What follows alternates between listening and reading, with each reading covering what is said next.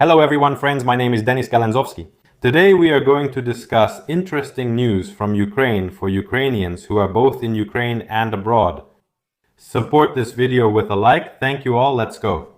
First of all, the military ombudsman Reshetilova clearly states that in Ukraine, when faced with the choice between dying in the war or spending a few years in prison, people more often choose to serve time in prison.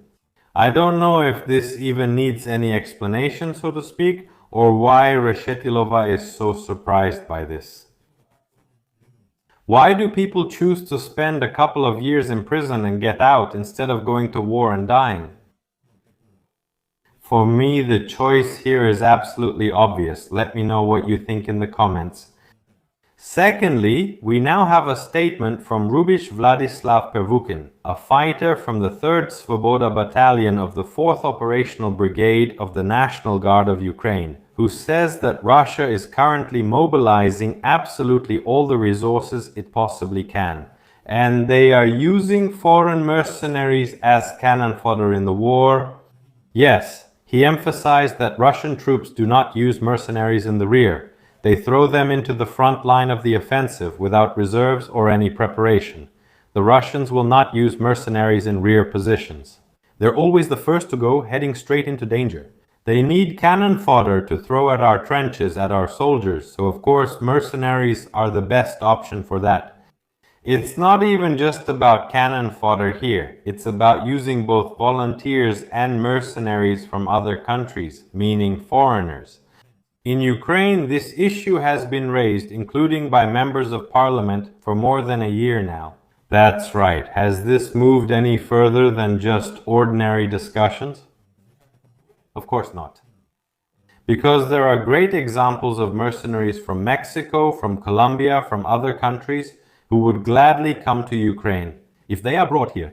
And they will fight on the front lines for more or less the same money that Ukrainian citizens are fighting for. But there is one big difference. First of all, if foreign recruitment became more popular, and if state policy at the systemic level was aimed specifically at foreign recruitment, then there would not be such pressure on Ukrainian citizens. Employees of the Territorial Recruitment Center would most likely not be engaged in busification. And even if you count the money needed to, let's say, bring these mercenaries to Ukraine, it would be cheaper than, again, recruiting.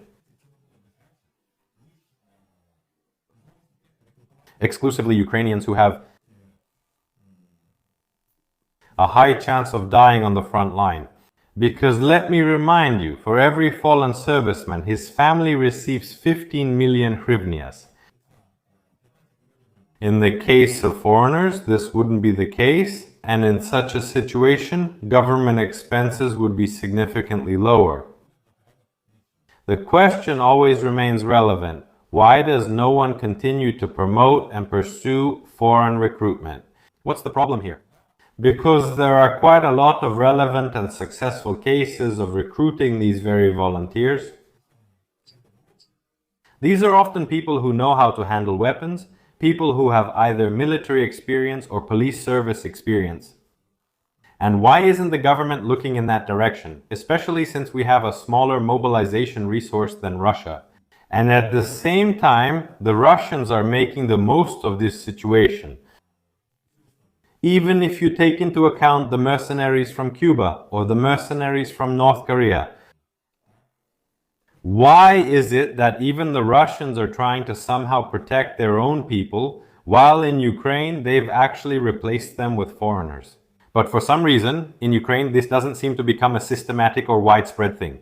The question is for you, the question remains open. National Anti-Corruption Bureau of Ukraine detective Ruslan Magomed Rasulov, who actually spent several months in a detention center, stated that Mindich is not the key figure in implementing corruption schemes in Energoatom and the defense sector. I never saw Mindich as the main person behind these projects. It's simply impossible in terms of scale and execution mechanics. So who else might have been involved?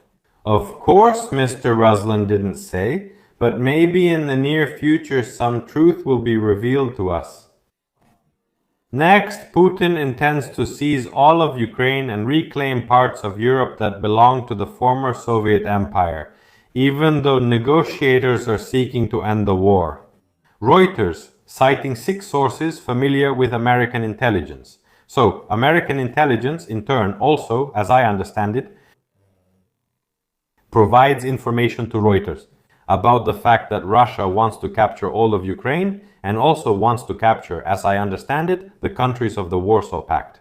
And that's quite a large part of the European Union, and maybe that's exactly what they will continue to work on. Budanov gave an interview, or rather spoke at a forum and said a few interesting things that I would also like to discuss. We are highly dependent on the United States, and he also explained what would happen if the United States of America stopped providing intelligence to Ukraine. Because many people are already shouting, why do we need the United States? We have Europe, we'll work with Europe, and Trump can go to hell.